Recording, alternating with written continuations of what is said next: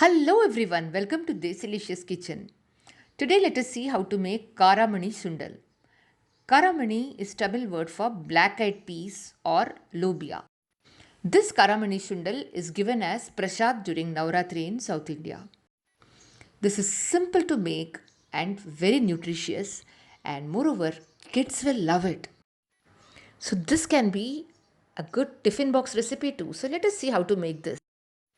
Friends, if you like our videos, subscribe to our channel Desilicious Kitchen and press the bell icon to receive notifications from us.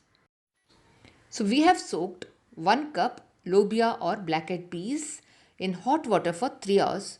If it is room temperature water, soak it for at least 7 hours. And then we have pressure cooked it without making it mushy.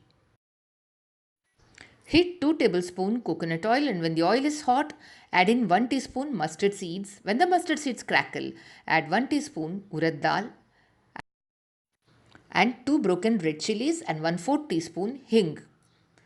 2 green chilies slit and some curry leaves.